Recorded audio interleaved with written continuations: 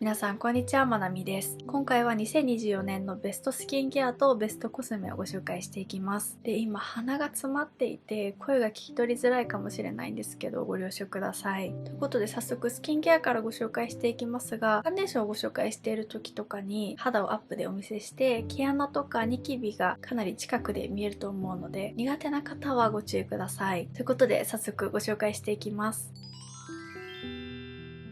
まずはスキンケアからご紹介していきます。1つ目はこちらのプラスキレイプラス GG ベースセラムです。グリシルグリシンが 6.5% 配合されているのと、アゼライン酸誘導体やナイアシンアミド、ビタミン C 誘導体のアプレシエ、グリチルリチン酸ジカリウム、人型セラミドなども入っていて、これは毛穴とあと角栓に良かったです。皮脂の分泌を抑えてくれたりとか、毛穴を引き締めてくれるような成分が入ったりしているので、今年使ったスキンケアの中で一番感動したのはこの商品でした。使い始めてから肌のザラつき、角栓のザラつきも減りましたし、鼻の角栓のできる速さが遅くなりました。まだできはするんですけど、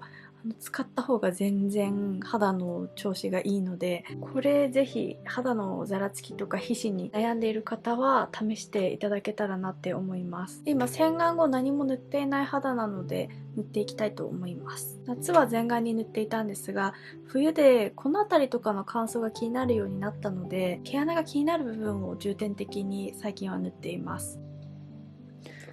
だいたい2滴ぐらい落として、この量を手に取って、まず鼻と、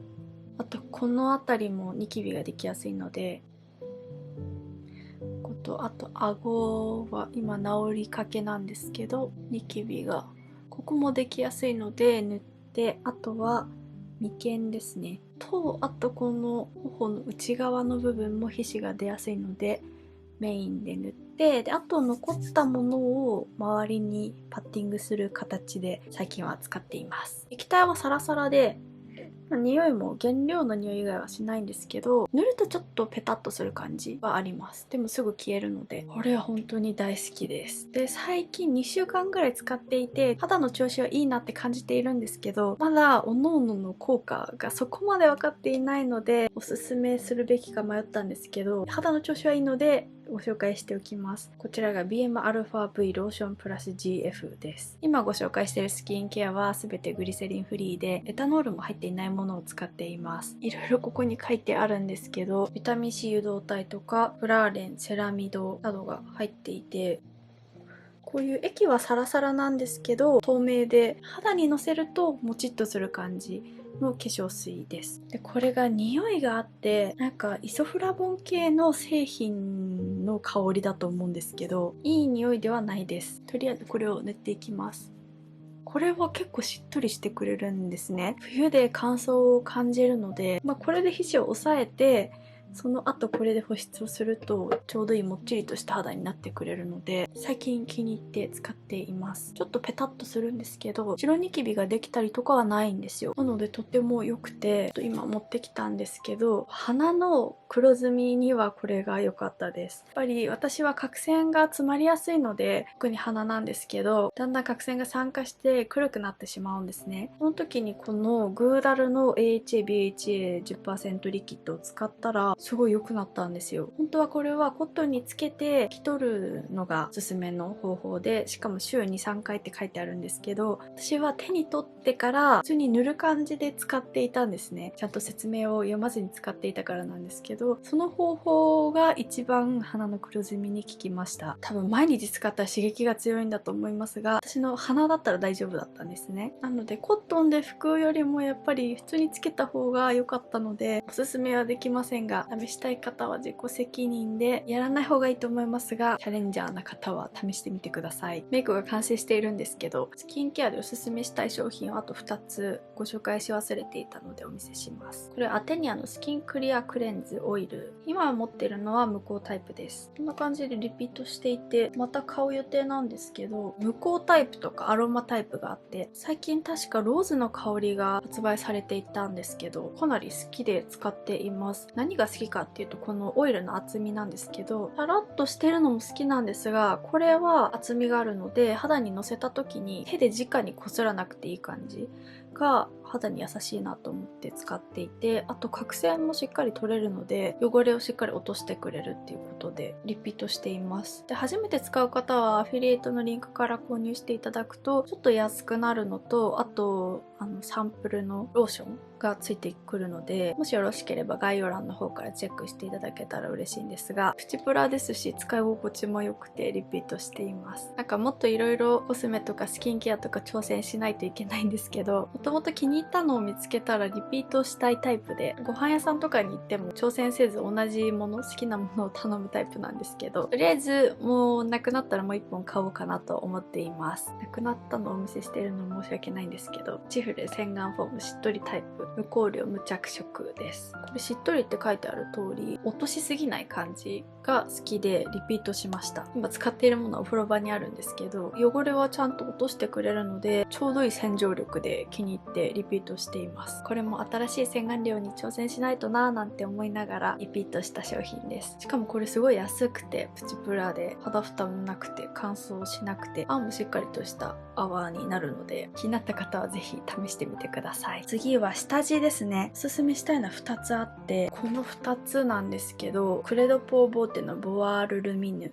SPF38PA3 プラスと NARS のライトリフレクティングトーンアップベール SPF27PA2 プラスです。このボワールルミヌは美白有効成分の 4MSK が配合されていて、メラニンの生成を抑えたりシミとかそばかすを防いでくれるものが入っています。天然ローズオイルなどを調合した香りって書いてあるんですが、クレドポーボーテってチューブタイプの下地が人気だと思うんですけど、それをレビューした時に私の肌だと合わないんだなって感じたんですけど、その時にコメントでこの商品がいいですよって教えていただいて買ってみました。で、こう振って使うタイプで、こういうちょっとピンクっぽいのかな、これがすごい自然にトーンアップしてくれて綺麗なんですよ。黒ずみとかもある程度隠してくれますし、鼻がとても分かりやすいかなと思いますが、鼻の黒ずみとかがある程度隠れるので、次にファンデーション塗った時の仕上がりも綺麗になります。しかも指で塗っても綺麗に塗れるっていうのが個人的にはおすすめポイントなんですが、ツールを使って綺麗に塗ろうとしなくてもしっかり毛穴落ちせず塗れて肌が綺麗に見えるんですよね。着てみるとこんな感じです。この赤みとかも少し薄くなっていたりとか、あともう一度アップでお見せしますが、黒ずみとかが少し薄くなるんですよ。カバーしてくれているので、なんか素肌がより綺麗に見えるような感じです。で、もう一つがツヤ系の下地でおすすめなので持ってきたんですけど、これも綺麗なトーンアップ感なんですよ。こちらはもう少しベージュ寄りのカラーでクリームっぽいです。先ほどのレッドポーの方はもう少し水っぽくて、こちらの方が粘度があります。これをですね、こちら側に右側に塗っていきます。どちらかというとNARSの方がトーンアップ力は高いです。で、こちらも塗りやすくて指で塗っても綺麗に仕上がりますし、保湿されてる感覚もあるので、ツヤっぽく仕上げたい時にこれを使うとすごい綺麗に仕上がります。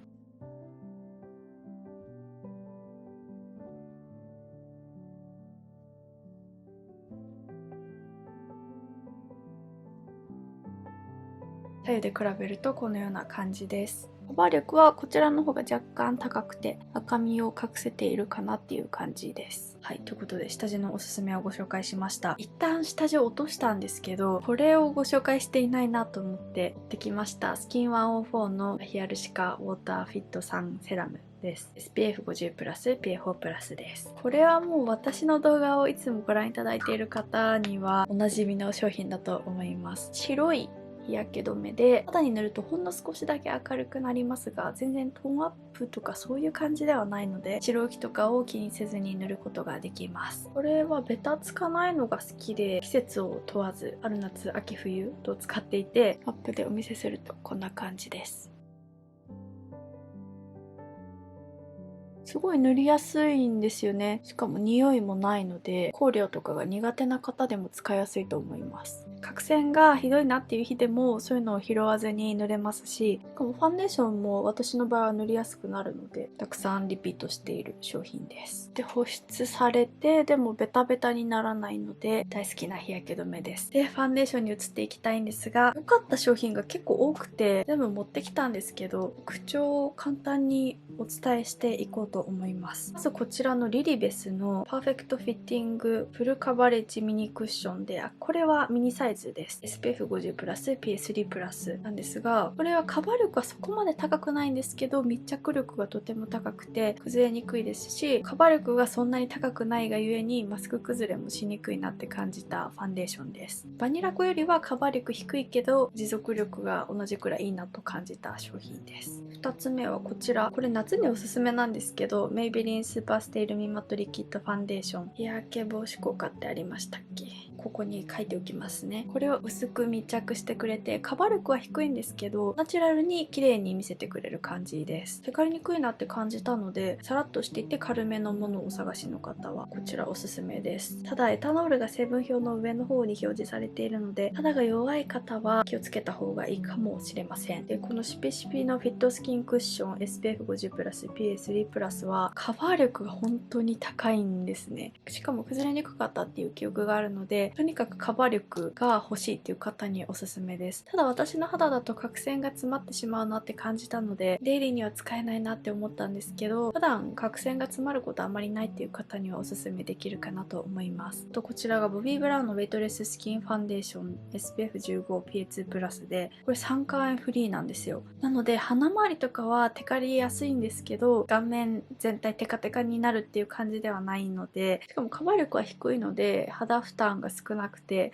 塗っている感覚もあんまりないですし、軽くメイクをしたい時に良かったなって思いました。このアリエルのインクフェザーカバーラスティングクッションも毛穴落ちしにくくて、もししたとしても上から重ねてしまえば目立たなくなりますし、とにかく楽に塗れるクッションファンデーションだなって思います。急いでる時にも使えるので日常的に使いやすいクッションファンデーションです。このイハダの薬用フェイスプロテクト UV ミルククリアベージュを私はよく使って、これも SPF50 プラス PF4 プラスあります。肌が荒れている時はこれを使っていて、この組み合わせでよく使っていたんですよ。なので後でこのパウダーもご紹介しますが、これね本当にお世話になりました。メイク動画で今年はよく使ったかなって思いますが、肌が荒れている時が多かったのでこちらを使ったりしていました。半眼ずつ塗りたいと思うんですけど、これは絶対に塗りたいんですよ。先ほどご紹介したファンデーションの中で1位を決めるとしたらこれかな。酸化塩が入っていなくて肌負担が少なかったのでこれ良かったです。ただですね、今年買ったものではないのでご紹介しないんですけど、バニラコのクッションファンデーションをよく使っておりまして、カバーもしっかりされますし崩れにくいので、実際に一番使っていたのは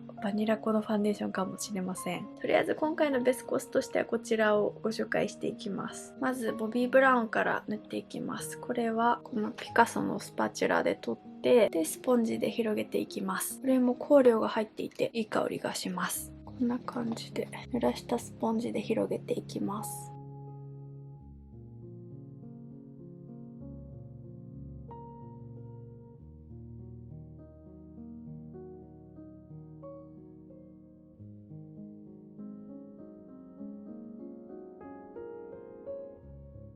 リキッドで毛穴もちゃんと埋めてくれる感じもあって仕上がりも綺麗です。こんな感じでハンガー塗ってみました。この赤みがこのくらい隠れて、全体的な赤みは見えているんですけど毛穴落ちもほぼなく綺麗に塗れました。これもいいんですよね。で逆はイ肌を塗ってみます。ちなみにテクスチャーをお見せすると、こちらがボビー・ブラウンでこちらがイ肌です。イ肌の方が少し緩めのテクスチャーになっていて、これは指で伸ばせるのでこちら指で塗っていきます。これは本当にナチュラルで指で塗れるのが肌負担も少なくて肌が荒れている時でも使いやすいんですよ。しかも少しカバーしてくれるので塗らないよりは肌が綺麗に見えますし、多少補正してくれる感じはあるので私はよく使っていました。塗っていた頻度としてはこれが一番多いかなって思います。それかバニラコかっていう感じですね。こんな感じで、やはりこちらよりはカバー力は低いんですけど、塗らないよりは肌が綺麗に見えますし、毛穴の黒ずみを本当に少しだけですが隠してくれたりとか、色ムラを整えてくれる感じがあるので気に入っています。でもアップでお見せするとこのようにカバー力は本当に低いので、どれぐらいカバーしたいかによっても変わってくると思いますが、もう綺麗に仕上がります。で有効成分にトラネキサム酸が入っていて、あと酸化塩が入っていないので、こちらも角栓が詰まりにくいです。あと無香料、エタノール無添加ということで、肌荒れしてる時はこれ一択っていう感じで使っていました。でパウダーはこの前の動画でもご紹介したこれが本当に優秀でした。ユーピングのエアリースムースパウダーのクリアです。パフが入っていて使ってるので汚いんですけど、毛足は短めのパフです。こういうベイクド処方の固めのパウダーになっていて、多分見えないと思うんですけど、ラメが細かく入っていて、結構これ自体を見ると肌がキラキラになりそうな感じなんですけど、つけると全く気にならなくなります。この組み合わせは初めてなんですけど、塗ってみますね。このパウダーはトーンアップするので明るくなるんですが、ベージュも出たらいいなーなんて思っているんですけど、すごい毛穴がぼかされるんですよ。ユーピンクのベースでライン使いした方が綺麗かもしれませんが、マットでふわっとぼかしてくれるので、これは今年一番感動しました。パウダーの中で一番感動しただけではなくて、全て試したコスメの中で一番感動したかなって思います。やっぱりトーンアップしてるので、色の差がわかりますよね。でさらっとしていて、毛穴のぼかされ方がすごい綺麗で、これは人生コスメに入るなって思いました。今回これが一番おすすめしたいですね。で逆にこちらは肌に優しい系ということで、セザンヌのウルフ足上げパウダー030ルーセントクリアを使っていきます。これもいいんですよね。出しすぎました。こういう白色のパウダーで、これも少しラメが入ってるんですけど、塗ってしまえば気にならないくらいのラメ感です。肌をふわっとマットにしてくれて、で酸化フリーなんですよ。つけすぎました。これも白くトーンアップする感じです。これはユーピンクほどは毛穴をきれいに隠してくれはしませんが、しかもつけすぎたのでなんか白くなっている気がしますが、本当はもうちょっと綺麗に塗れます。肌が荒れてる時にいいです。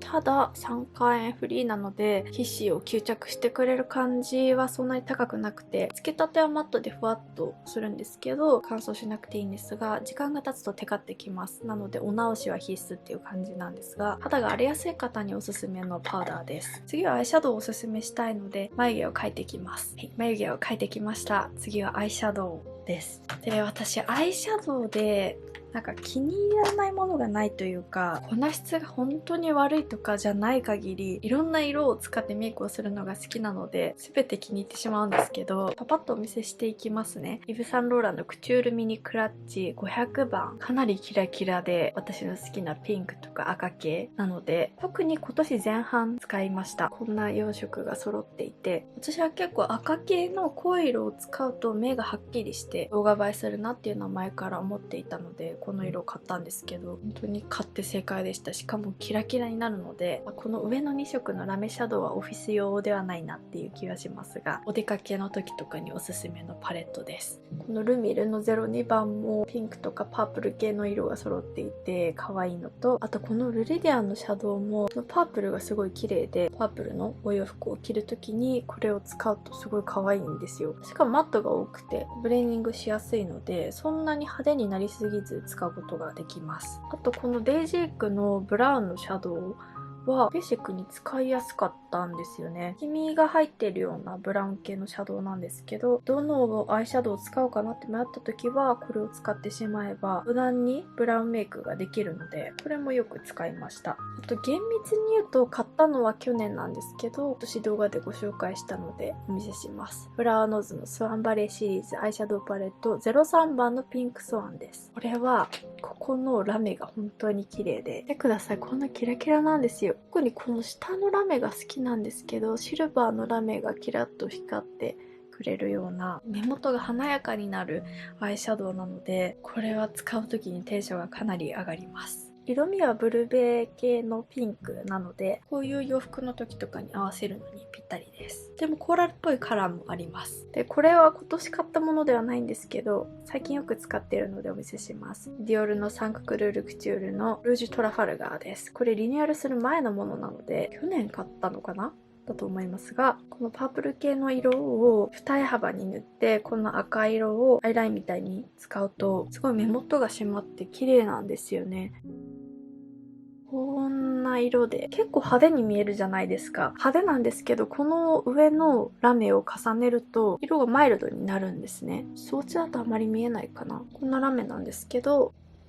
こう上に乗せることによってぼかされて派手すぎない感じになるので、特に最近よく使っています。で、色味としては一番今年テンションが上がったのがこのパレットです。ベイクメイクのフォトブラーリングアイパレット20番のタンジェリンビーチブラーリングです。しっかり明るくて発色もしてくれるオレンジ系の色と、あと青みの入ったようなピンクとかが入っているパレットで、これは特に夏に使ったんですけど、オレンジのお洋服と合わせるとすごい可愛かったんですよ。どれか一つだけ選ぶとしたらこれかなって思います。片側だけオレンジのアイメイクをしていこうかなと思うんですけど、ものすごく可愛いです。ベックメイクはこの前パープルのパレットもご紹介したんですけど、こういう色を作るのが天才だなと思って、プチプラだと結構冒険しないようなカラーが多いかなって思うんですけど、しっかり明るくて色も発色するようなパレットなのでおすすめです。それではまずこの薄めのオレンジを塗っていきます。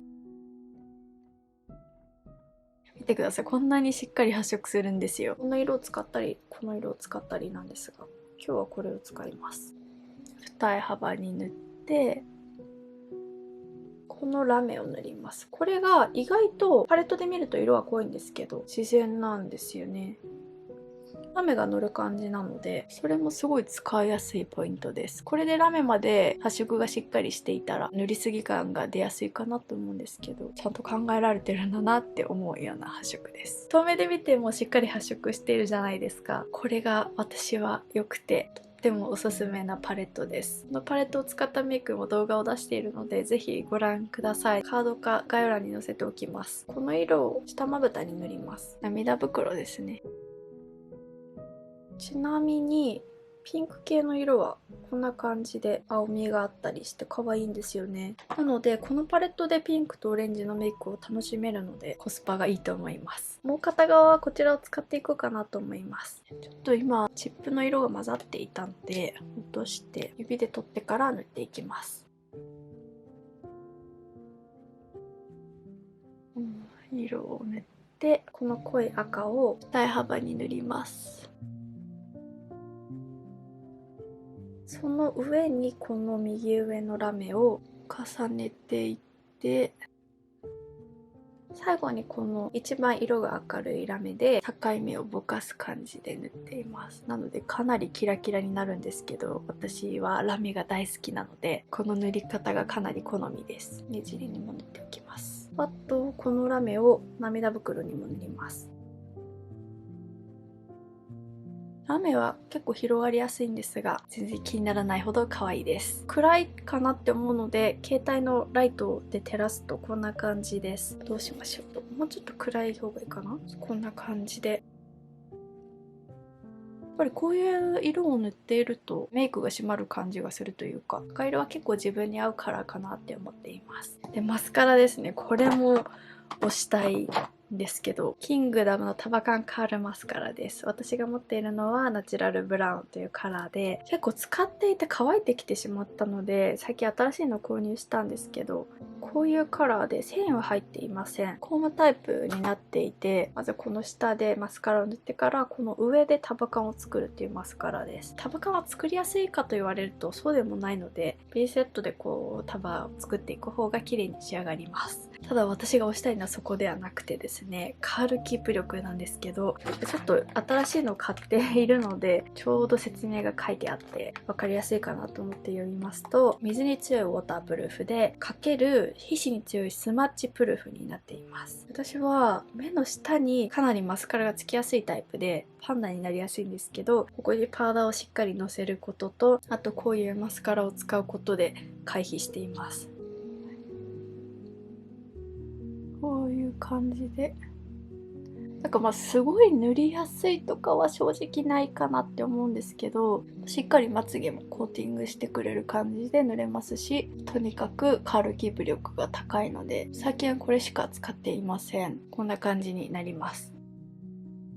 ただマスカラを塗ってるだけで、束の方は使っていなかったんですけど、こちらは束にしてみますね。そんなに綺麗には束にならないんですけど、こんな感じです。今日はうまくいった方かもしれません。仕上がりはこんな感じで綺麗ですし、これは今のところ一番おすすめです。長くて申し訳ないんですけど、次はチークです。チークはこの VDL のチークステインブラッシャーが良かったです。こちらが01番のバウシングピーチで、こちらが02番のエバリットラベンダーです。こちらがピーチで、こちらがラベンダーです。暗くしたんですけど、ピーチは結構明るめのピーチカラーで、ラベンダーは少しサイドは控えめですが、それでも明るいです。で、これの何がいいかというと、マットで粉質がさらっとしているので、塗るとさらに毛穴がぼかされるんですね。塗った方が肌が綺麗に見えるチークで、乗りすぎないのが良くて、私は結構チークを乗せすぎてしまって濃くしすぎるんですけど、これはそういうことが起きにくくて事故になりにくいので、とても使いやすいです。ピーチを塗ります。パウダーで今日はすでに綺麗なので分かりにくいかもしれないんですけど、これを塗るとさらに綺麗に見えます。で、色がふわっと入っているんですよ。このピーチは明るいカラーなので、顔色も少し明るくしてくれるようなカラーで、どんなメイクにも合うかなって思います。ブラウンメイクでもピンクメイクでも、オレンジにはオレンジを使った方がいいかもしれませんが、どんなメイクにも合いやすいです。ラベンダーはこちらの方が発色よくついていて、で今日は顔の赤みがこちらは見えていたので、それも相まって濃く見えているかもしれないんですけど、もう少し肌のトーンを均一にしてから塗るとこれよりは薄く見えます。本当にこれをチークは感動したので、薄めの自然なチークが欲しいなって思っている方にゲットしていただきたいです。このパウダープラスこのチーク本当に綺麗ですね。綺麗すぎて感動しています。次はハイライターです。こちらのローラ・メルシエのマットラディアンスベイクドパウダーハイライト01番です。この周りが汚くなりやすくて今拭いたんですけど、それでも汚いですね。これはベイクドでかなりサラッとしているパウダーで、ラメでもツヤツヤっていうよりは色味が少し明るいのと、あと細かいラメでハイライトしてくれるパウダーみたいな感じで、ツヤっとはするんですけど上品なツヤ感です。これを最近はエクモルのブラシで塗っています。少し取って、最近気に入っている入れ方はこの鼻根部分から少し下まで塗って、この目頭の部分と、あと鼻先をちょっとだけ塗るのと、アップで見せすればよかったですね。頬アップにします。あとこういう高い部分、頬の高い位置に塗っています。鼻が長いのでこことここだけに塗ってるんですけど、今日なんかここもつながってるように見えますね。このツヤ感が上品なのが綺麗だなと思って気に入っていて、あと鼻に塗っても光を集めた感じ、毛穴がすごい気になるわけではないっていうのが気に入っています。本当はもうラメとかが入っていない白いパウダーでこの辺りはのせた方がいいと思うんですけど、これはそこまで目立ちすぎず塗れるんですよ。それが気に入っていて、最近はこればかり使っています。シェーディングはこちらを使っていて、ロムアンドのベターザンコントア02番グレイクールです。昔使っていたシェーディングって赤みが強いなって感じていて、クールトーンのシェーディングの方がいいんだなって気づいたのが結構最近だったんですけど、その時に買って、この色は影を作るのにいいなと思ったパレットです。普段は結構適当なんですけど、この辺りの色とかを混ぜて、ペリペラのブラシ、これは特典だったと思うので売ってはいないと思うんですけど、こういうブラシに取ってハイライトを塗った横の部分に影を作るように入れています。あと眉毛の下までつなげるように塗って、適当に塗っていたら中まで黒くなってしまいました。指でぼかします。で、私鼻が長いので、ここまでシュッて入れてしまうともっと余計目立ってしまうので、ここだけ入れて、あと鼻先だけ少し入ってるかな程度に入れるようにしています。これ濃くなるとすごい修正が難しくなるので、あと最近韓国のメイクの先生の動画を見て学んだのが、ここを暗くすると鼻が高く見えるんですって。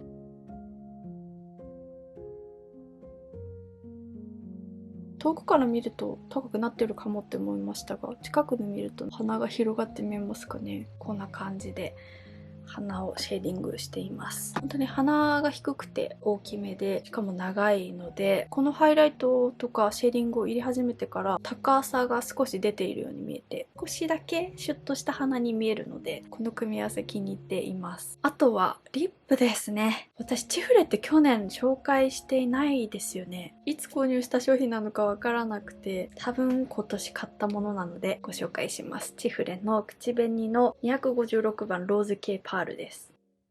青みがあって明るくて少しピンクっぽさもあってしっかり発色します。これは赤系のアイシャドウを使った時に合わせたりとかすると綺麗で、パープルの洋服を着てる時とかにおすすめです。私気に入っているメイクルックがあって、9ヶ月前にご紹介した雑談メイクおすすめダイエットアプリプロテイン旅行比較してほしいプチプラパウダー募集っていうタイトル名なんですけど、そのメイクがすごい好きで、その時にも使っていたリップです。今塗ります。カサカサすぎるので引きでお見せします。こんなカラーです。これはしっかり青み系のパープル味があるリップカラーなので、特に冬はパープルのお洋服を着ることが多いので合わせて塗っています。といっても夏もパープルの服をよく着るので合わせて使っていますが、本当に可愛いです。なんかこれを塗ると一気に顔がパッと明るくなる感じがあるので、こういう赤系のメイクとかがお好きな方はぜひ試してみてください。ちなみにティント効果はないので落ちやすいんですよ。でも私はリップが荒れやすいんですが、これは大丈夫なので大好きです。私イソステアリン酸っていう成分が合わないみたいで、入っている商品を使うと水泡ができてしまうんですよ。なのでこの